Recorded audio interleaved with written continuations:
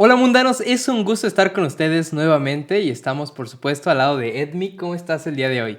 Hola, muy bien, gracias. Me da mucho gusto estar aquí otra vez con los mundanos.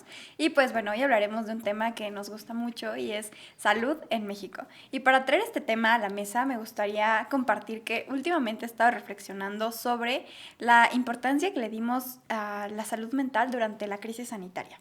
Es completamente normal que así sea y además que nos prioricemos a nosotros mismos, saber cómo nos sentimos, por qué nos sentimos así y pues cómo podemos trabajar para sentirnos cada vez mejor. Y esto pues es también, o sea, tiene como cierto vínculo con que nuestra vida diaria haya dado un giro de 360 grados básicamente, donde pasamos de hacer nuestras actividades que más nos gustaban como ir a la escuela, salir con nuestros amigos, ir a comer, a básicamente quedarnos en nuestras casas encerrados, tomar clases en línea y trabajar largas jornadas, que al final pues resulta muy cansado, ¿no crees?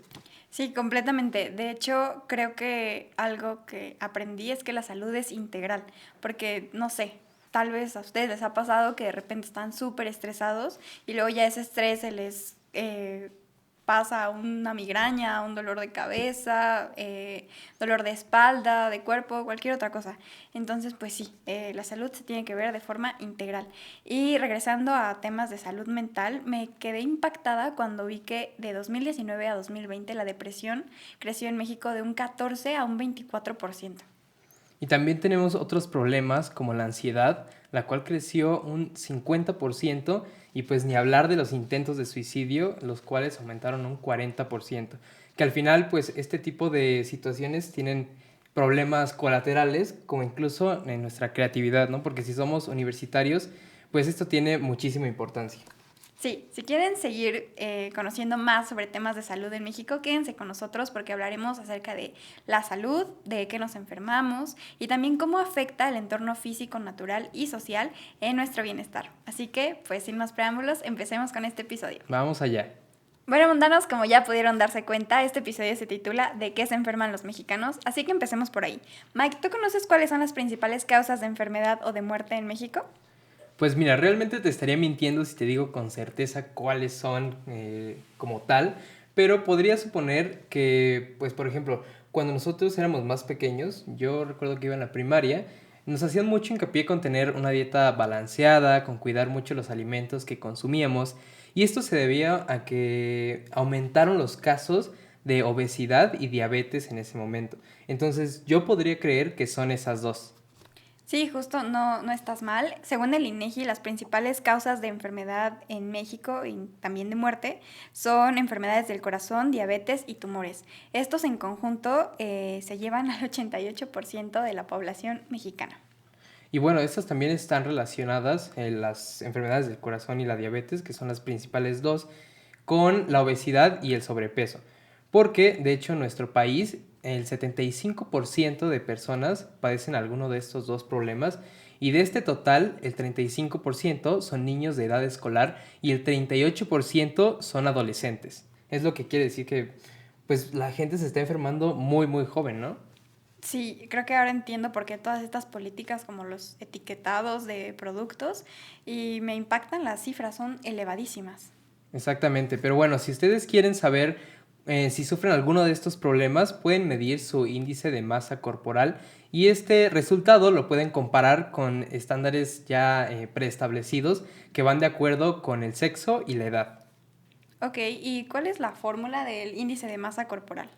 Pues hasta donde recuerdo es dividir el total de nuestro peso entre el cuadrado de la altura y bueno, este resultado lo podemos comparar con los datos que vienen en las tablitas de nuestro carnet del IMSS. Ok, bueno, mundanos, y si no tienen su carnet del IMSS o pues de plano nunca han visto esto, les vamos a dejar un link en la descripción para que puedan ir a una calculadora del IMC y conozcan que también están y recuerden que si encuentran alguna anomalía, pues deben acudir a su médico y atenderse. Sí, de hecho yo ya saqué el mío y pues utilicé mis datos que son de peso 65 kilos y de estatura 1,62, así es mundanos, 1,62. Y mi resultado fue 24,77, que de acuerdo con mi sexo y edad, pues me encuentro dentro de mi peso normal. Bueno, mundanos, les invito a que consulten el suyo, yo también voy a consultar el mío y les invito a que lo escriban aquí abajo en los comentarios. Y con lo poquito que hemos hablado acerca de este tema, nos podemos dar una idea de la importancia que tiene realizar estudios sobre la salud de una manera integral e interdisciplinaria. Sí, es súper importante que cuando hablamos de temas de salud se tomen en cuenta otros factores como las condiciones sociodemográficas, económicas, incluso si se vive en un entorno rural o urbano, porque el acceso a servicios de salud pues también va a estar determinado por todos estos factores. Y bueno, y a todo esto, ¿cómo nos sirve la geografía? ¿Cuál es la relación entre esta con las enfermedades que afectan a los mexicanos? Pues como siempre la geografía está en todo y de hecho existe una rama de la geografía que se especializa en estudiar la salud, es la geografía de la salud. Y pues su objetivo es conocer el contexto de la salud, de la enfermedad y también conocer los servicios y oportunidades que tiene una población pues para poder atenderse. Entonces, podríamos decir que la geografía de la salud nos brinda información sobre la población, además de las enfermedades que pueden alterar su dinámica. Y por otra parte, podríamos hablar de monitorear el comportamiento espacial de alguna enfermedad o incluso de medir el grado de accesibilidad de la población hacia los servicios de salud o incluso cuál puede ser la capacidad hospitalaria de un territorio, ¿no? Sí, y todo ese conocimiento es súper útil para tomar decisiones. Saber cómo se comporta espacialmente una enfermedad, pues te puede ayudar a articular un programa, una política pública, en fin, el conocimiento geográfico para tomar decisiones es bien útil. Y ahora vayamos con Alo y Faust, quienes nos tienen preparada una cápsula para mostrarnos más de cerca la relación entre geografía y salud. Así que vamos allá.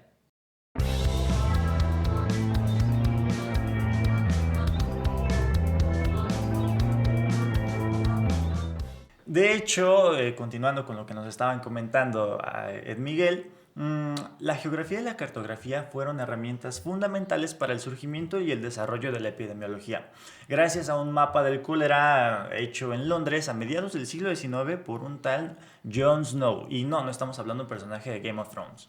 El trasfondo de ese mapa es muy interesante, ya que Jon Snow, aunque era médico de formación, pensaba geográficamente y a través de su mapa encontró que el cólera se dispersaba por medio de la distribución de agua que llegaba a los pozos de las casas y que estaba contaminado con desechos humanos. Este médico registró muertes por cólera y los pozos públicos y bueno, también áreas de influencia en un mapa. A través de un par de muestras es como determinó así que el brote de la epidemia había surgido de una bomba de agua llamada Broad Street. Y aquí tenemos un claro ejemplo de cómo el método geográfico o la geografía aplicada influyen en la importancia del estudio de la epidemiología. Y bueno, ya que mencionas eso, tenemos un ejemplo muy valioso de la aplicación integral de la geografía, la estadística y la cartografía, y es la red IRAG, en la que se muestran datos geoestadísticos temporales de la ocupación hospitalaria actual. Esta información la podemos encontrar a diversas escalas, desde nacional, estatal, municipal, jurisdiccional y local. Y además fue construido por el ISTAR, es decir, por el Laboratorio Internacional de Tecnología Espacial, que se encuentra en el Instituto de Geografía de la UNAM. Esto último es ejemplo de que la producción científica que se realiza en los institutos de investigación tiene aplicación directa en la sociedad. Volvemos con el Miguel.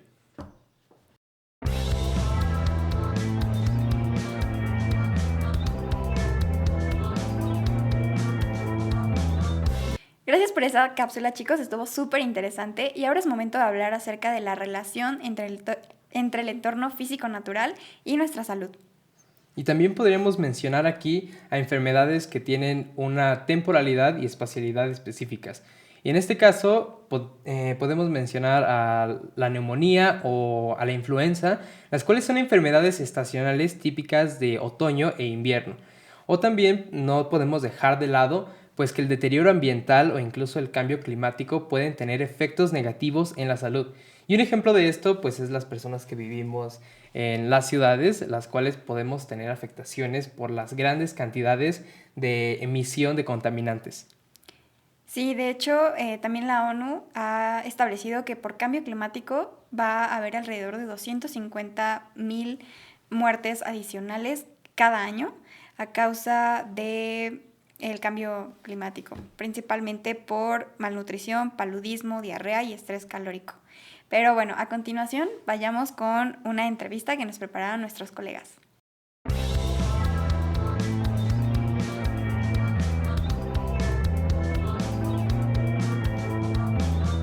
¿Qué onda, mundanos? Un gusto estar con ustedes de nuevo. El día de hoy tenemos una entrevista con un experto de lujo que nos dará la asociación que existe entre el clima y salud. Se trata del maestro Carlos Alberto Ruiz Abad, que además de ser profesor de la Facultad de Filosofía y Letras, tiene líneas de investigación en climatología analítica, médica y urbana, y sus temas van orientados hacia la distribución de enfermedades, el riesgo en salud y la vulnerabilidad. Buenas tardes, profesor. ¿Cómo se encuentra el día de hoy? Hola, muy buenas tardes. Pues muy bien, muchas gracias por la invitación. Un placer estar aquí y con toda la actitud. Qué gusto escuchar que se encuentra bien.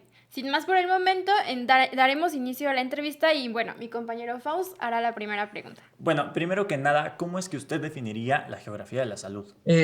Mira, la climatología médica tiene como objeto de estudio la influencia del clima sobre los seres humanos. Esto tanto en cuestiones terapéuticas como en situaciones que pueden perjudicar la salud de los habitantes. Por lo tanto, podríamos decir que dentro de la climatología médica vamos a aplicar dos conceptos o dos situaciones muy importantes. El clima como un creador o un posibilitador de enfermedad para la población en un lugar determinado, ya sea por condiciones naturales, es decir, temperatura, humedad, vientos, que son típicos de los climas de un lugar, o bien por cuestiones antropológicas donde la actividad humana ha modificado el clima y esto ha perjudicado la salud de la población que habita estos espacios. Por el otro lado, pues también la climatología médica va a estar siendo una herramienta para la profilaxis y la curación de enfermedades, en el sentido de que el clima de alguna forma nos va a influir en ese proceso de desarrollo, de bienestar que nuestro cuerpo requiere y por lo tanto nos va a ayudar a poder tener ese equilibrio entre naturaleza y salud. La diferencia con la geografía médica es que la geografía médica lo principal es estudiar la distribución de las enfermedades, donde va a contemplar tanto aspectos ambientales, como aspectos sociales, como aspectos políticos, como aspectos económicos. Es decir, la geografía médica todavía es más amplia porque lo que quiere es justamente um, explicarnos por qué una enfermedad está presente en un territorio y no está en otro. Por lo tanto, la climatología médica lo único que va a hacer es apoyar ese proceso de estudio, tomando en cuenta solamente la parte ambiental, la parte climática. Eso sería como las principales aristas en relación ante climatología médica y geografía médica. ¿Cómo se puede utilizar el conocimiento de la geografía médica y de la salud en el sistema de salud mexicano? Ok, en ese sentido, podríamos empezar hablando de qué es el sistema de salud, ¿no? Justamente para poder identificar en qué parte la geografía va a estar influyendo. Se entiende como sistema de salud a todas aquellas acciones, políticas u organismos que van a estar enfocados a la prevención o a la asistencia médica de una población determinada. En este sentido, podemos estar hablando desde la accesibilidad que tiene la población para poder llegar a un centro de salud, la posibilidad de adquirir los recursos necesarios para cubrir sus necesidades en salud, como también estaríamos hablando de las políticas que los países o los gobiernos realizan en función a la prevención. Por lo tanto, a partir de estos dos puntos, podríamos estar observando que tanto la geografía médica como la geografía de la salud van a permitirnos desarrollar mejores políticas y conocer mejor el territorio para saber en qué aspectos de la salud humana podríamos estar influyendo de manera precisa y de manera eficaz. Te pongo algunos ejemplos. En el caso de la geografía médica, como vamos a estar haciendo el estudio de las enfermedades, una de las aportaciones que hace la geografía médica es, como yo lo llamo, el diagnóstico territorial. Es decir, a partir del estudio del territorio, de cuáles son las características de ese territorio, de cuáles son las enfermedades que se presentan en ese territorio, yo, tomador de decisiones, podría estar generando propuestas eficientes y eficaces para atacar el problema real en ese territorio. Ya que, bueno, como todos sabemos, geográficamente hablando, solo para el caso de México, pues nuestra distribución, nuestras características sociales, económicas son completamente diferentes, ¿no? En el norte tienes una característica muy particular, en el centro tienes otra característica y hacia el sur tienes todavía otra característica. Y en el caso de las enfermedades también se tiene esa diferencia de enfermedad. Entonces yo no puedo poner una política o una aplicación para enfermedades crónicas exclusivamente para los estados del sur cuando yo o cuando es evidente que hay enfermedades infecciosas todavía importantes en el sur. Entonces, la geografía médica lo que nos va a estar diciendo es, mira, en estos espacios hay todavía enfermedades que podríamos estar atacando, que ya no deberían de estar presentes en el territorio. Y entonces tendríamos que estar generando acciones o políticas que vayan a minimizar este tipo de enfermedades. Y finalmente, en el caso de la geografía de la salud, que a diferencia de la geografía médica, implica también analizar el sistema de salud, su accesibilidad, su calidad, etcétera, pues justo lo que vamos a estar observando es que el estudio del territorio, de la distribución de los servicios de salud en un lugar determinado, desde el punto de vista geográfico, nos podría permitir una optimización del servicio. Muchas veces tendríamos que, por ejemplo, hay personas que tienen que venir de otros estados de la República a los centros de salud de la Ciudad de México porque en sus estados no hay ese tipo de servicio, ¿no? O porque a lo mejor la relación Ciudad de México, Estado de México, te ponen una clínica en la ciudad cuando tú vives en el Estado de México. Entonces, la geografía de la salud lo que nos podría estar generando es hacer un análisis territorial de dónde está la población, dónde están los centros de salud y de esta forma poder estar midiendo la accesibilidad. ¿Qué grupo de población le corresponde a esta clínica? ¿Qué grupo de población le va a corresponder la otra? Y de esta forma evitamos desplazamientos tan largos que realmente perjudican a la población a la hora de querer acceder a un servicio de salud. Entonces, esas serían como las principales aportaciones, entre otras tantas que podríamos encontrar, de la geografía médica y de la geografía de la salud. ¿Qué retos enfrentamos los mexicanos en el ámbito de los servicios de salud? Ok, en el caso de los servicios de salud en México, el principal reto que tenemos es la calidad y la accesibilidad.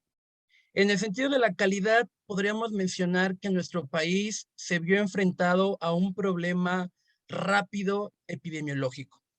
Normalmente los países pasan por una transición epidemiológica muy clara, donde hay enfermedades infecciosas, atacas a esas enfermedades infecciosas, tu sistema de salud se va adaptando porque empiezan a aparecer enfermedades crónicas, se especializan para enfermedades crónicas y finalmente empiezan a aparecer enfermedades psicosociales y el sector salud se va adaptando a esa condición. Entonces, en muchos países desarrollados no tienen ese problema. Para el caso de nuestro país, el grado de crecimiento económico que se presentó en México desde la década de los 50 hasta los 80 generó una transición epidemiológica mixta en el territorio nacional. Entonces tenías principalmente enfermedades infecciosas, tu sistema de salud atacaba estas enfermedades infecciosas, pero de repente empiezan a aparecer las enfermedades crónicas, atípicas en ese momento para el caso de México, y entonces el sector salud no tuvo cómo poder afrontar estas enfermedades de manera eficiente. Entonces poco a poco se empezó a acumular estos casos de mortalidad o de enfermedad asociadas a enfermedades crónicas y nuestro sistema de salud tardó y sigue tardando todavía para poder atender este problema. Siguiendo con este giro, con este elemento, hay que tomar en cuenta que las enfermedades crónicas cuestan mucho y necesitamos de una infraestructura apropiada para este tipo de enfermedades. Desafortunadamente en México, la desigualdad en la distribución de estos servicios es evidente. Normalmente los servicios de salud especializados van a estar centrados en las capitales o en la Ciudad de México y esto dificulta a otros sectores de la población donde también están presentes estas enfermedades crónicas que normalmente podríamos pensar que no deberían de estar, pero que sí están ahí, dificulta a la gente poder acceder a estos servicios de especialización. Entonces viene gente de Michoacán, viene gente de Chiapas, viene gente de Oaxaca, a la Ciudad de México, porque aquí es donde se encuentran los centros de especialización para enfermedades crónicas. O tienen que viajar a sus cabeceras o a sus capitales porque en sus centros poblacionales no está la especialización que ellos requieren. Entonces hay un desfase en la accesibilidad de los servicios en este caso para enfermedades crónicas. Otro elemento muy importante que podríamos estar hablando que enfrentamos los mexicanos ante el servicio de salud es el tema de qué servicio de salud estoy recibiendo, ¿no? En nuestro país, nuestro sistema de salud se considera mixto, es decir, tenemos el sector público o estatal, que es encabezado por el gobierno, y obviamente el sector privado, que son generados por empresas privadas o bien por médicos particulares que ponen sus consultorios en cualquier parte del territorio. Entonces, esto de alguna forma dificulta y genera una desigualdad para los sectores de población, ya que la gente que no tiene los recursos necesarios tendrá que estarse atendiendo en los servicios estatales que muchas veces no tienen la infraestructura ni la calidad para poderlos ayudar. Y en cambio, los que sí tienen los recursos económicos estarán accediendo principalmente a los sectores privados, porque ahí está la infraestructura y porque ellos tienen para pagar. Entonces estamos viendo una desigualdad para toda la población en México, producto de que por un lado el Estado no está invirtiendo correctamente en los sistemas de salud y por el otro lado estamos viendo que la competencia médica o de los servicios médicos por parte del sector privado está generando una mayor desigualdad en el acceso. Entonces, ese sería uno de los principales motivos. Por el otro lado, también podríamos mencionar que los hospitales públicos, desafortunadamente, no siempre tienen los recursos, ¿no? Hay casos de personas diabéticas, hipertensas, que no pueden acceder a los medicamentos porque ya no hay en su servicio de salud. Y esto, pues, obviamente los alarga en su proceso de tratamiento. Los mandan a la siguiente semana o los mandan al siguiente mes para que les puedan dar este tipo de medicamentos que son vitales para poder llevar un equilibrio en su estado de salud. Y finalmente podríamos mencionar que la falta de una accesibilidad global del sistema de salud en México también está presente. Por ejemplo, asistir al IMSS, asistir al ISSSTE, pues requiere estar dado de alta, ¿no? Tener un trabajo. Aunque el gobierno actual ha abierto la posibilidad de que cualquier individuo pueda acceder al IMSS, esto de alguna forma, más que ayudar, lo que hizo fue saturar el servicio de salud. Si de por sí con los derechohabientes ya no se daba abasto el IMSS para poder atender a toda esta población, ahora al aperturar a cualquier individuo o a cualquier persona acceder a este servicio, lo único que estamos haciendo es una presión todavía más sobre el sector salud, sin invertir en infraestructura, sin invertir a lo mejor en calidad del servicio. Lo que era en su momento el Seguro Popular, pues fue un elemento muy importante realmente. Abrió la posibilidad de que varias personas pudieran acceder al servicio de salud. Era un servicio de salud de calidad, atendían todo tipo de enfermedades. Muchas personas llevaban su control de diabetes, de hipertensión o de cualquier otro tipo de enfermedad con el Seguro Popular. Y a la hora de eliminar este Seguro Popular, estamos dejando otra vez a esa población olvidada sin poder tener una continuidad en su tratamiento, en su seguimiento de salud. Y finalmente, otro de los retos que estamos observando en el sistema de salud mexicano es la falta de comunicación por parte del sector salud ante los habitantes. Esta comunicación principalmente de índole de prevención. El principal motivo que podemos observar en México por el cual hay una saturación de los servicios de salud es por la cantidad de personas que se enferman, principalmente de enfermedades que pueden ser curables, que pueden ser tratables y que pueden ser prevenibles, como el caso de la hipertensión, la diabetes, la obesidad. Son enfermedades que podemos prevenir como sociedad, ¿no? Pero que no lo hemos hecho porque no hay una conciencia de nuestra salud, no hay una conciencia de educación en la salud del mexicano. Y esto tiene que ver justo con la poca comunicación que el sector salud está haciendo hacia este tipo de temas. Si bien hay comerciales en la televisión de que cuídate, toma agua, frutas y verduras, no comas productos chatarras, podemos ir a diferentes comunidades de la zona de la Sierra de Oaxaca, de la Sierra de Chihuahua, donde ni siquiera tienen idea de que existe ese tipo de promoción de salud. Eso nos habla de una mala planeación, de una mala eficacia en acercar a la gente a estos servicios de comunicación. Por lo tanto, tendríamos que estar actuando principalmente en hacer conciencia en esta población para que ellos mismos también se hagan responsables de su salud y podremos estar ayudando al sector salud en la saturación que se pueda estar generando.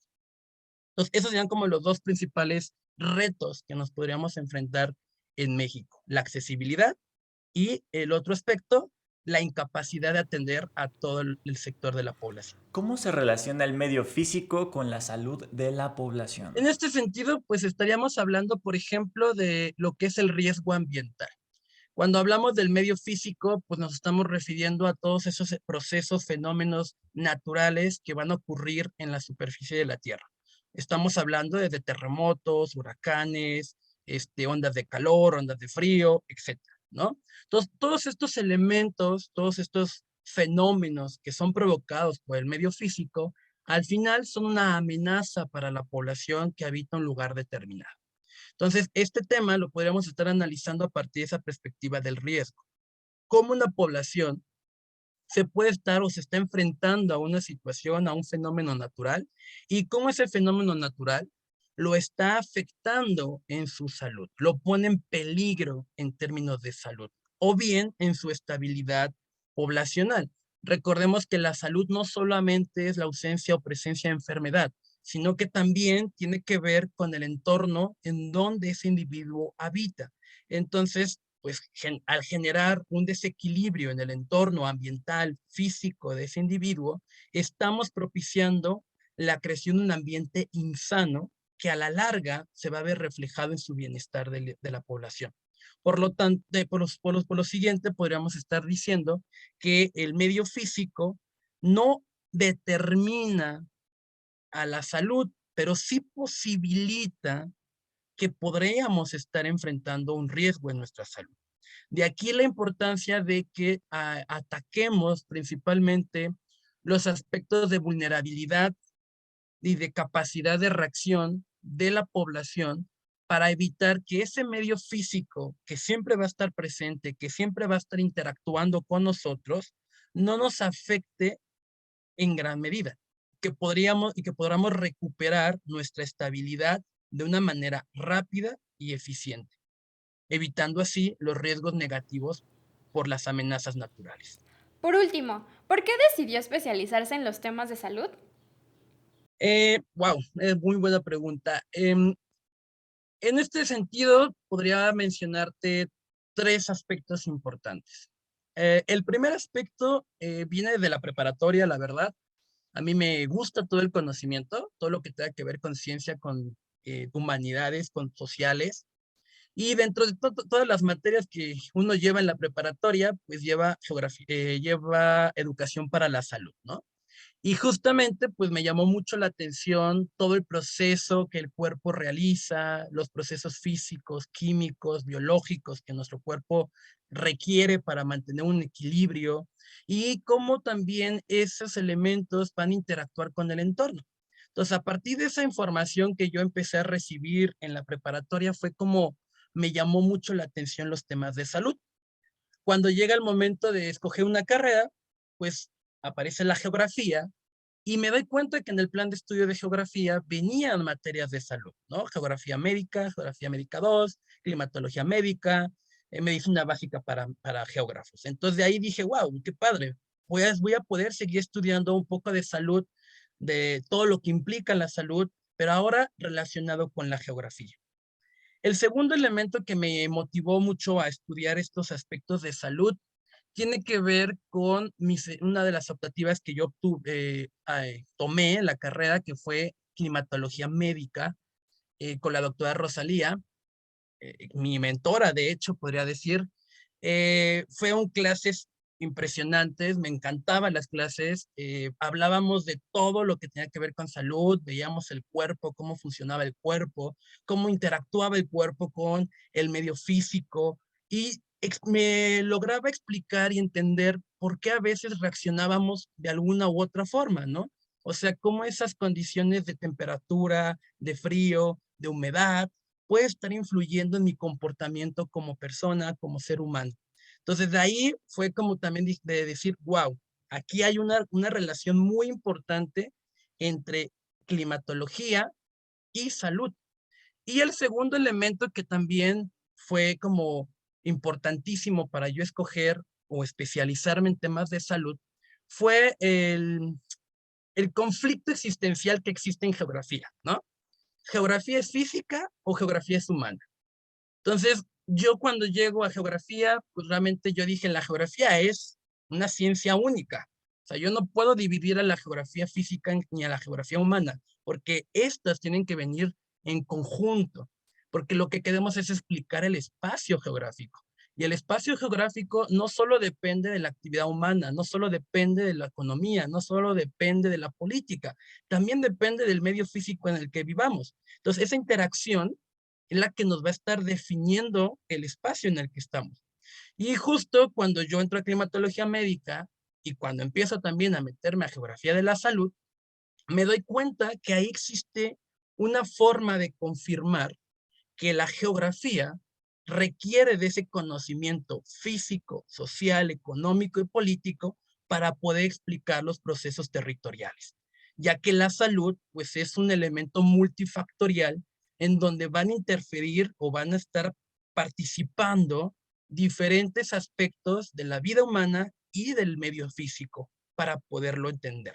Entonces, esas fueron como las tres principales situaciones por las que yo terminé insertándome en los temas de geografía de la salud. Justo también, me acordé, en el caso de la climatología médica, me surgió el interés por mi tesis de licenciatura, al hacer investigación, a buscar qué podría yo relacionar entre clima y salud. Yo me percaté que realmente en México pues, eran mínimos los trabajos relacionados entre clima y salud. La mayoría venía de trabajos de Estados Unidos, de Canadá, de Europa, donde se interesaban por entender esa relación entre el clima y las enfermedades. Y eso fue otro motivo, podríamos decir, que me generó interés para aplicarlo en México. O sea, fue como de, bueno, ¿y por qué en México no lo estamos haciendo? Entonces quise traer, y bueno, traje temas, en este caso la licenciatura, fue un tema que salió de un trabajo que se hacía en Estados Unidos y que lo vine a aplicar a México para ver si existía un patrón territorial de, en este caso, la neumonía en el estado de Nuevo León, relacionado justamente con las condiciones climáticas del estado. Entonces, eso sería como lo que yo podría aportarte de por qué esos temas de salud son tan importantes para mí. Bueno, profesor, pues muchas gracias por la entrevista. Sin duda aprendimos muchísimo de sus respuestas. Claro. ¿Desea agregar algo más? La geografía es una ciencia impresionante, magnífica, hermosa, de verdad. No puede ser que no te enamores de la geografía. Y en este sentido, cuando tú estudias el espacio, el territorio, tomando en cuenta aspectos sociales, aspectos económicos, aspectos políticos, te abre un panorama muy grande de lo que está pasando a nuestro alrededor, ¿no? Y entonces no dejar de lado esa apertura de poder estar interactuando con todo el conocimiento que la geografía nos puede estar proporcionando para entender un mundo que está constantemente en cambio, constantemente en modificaciones y que alguien tendría que explicarlo, ¿no? Y ahí estamos los geógrafos para poderlo hacer. Creo que eso sería una reflexión que me gustaría que se lleven en el sentido de la importancia que tiene la geografía para nosotros. Bueno, mundanos, eso sería toda nuestra parte. Esperamos hayan disfrutado de esta entrevista y los dejamos con Ed Miguel. Adiós. Bye.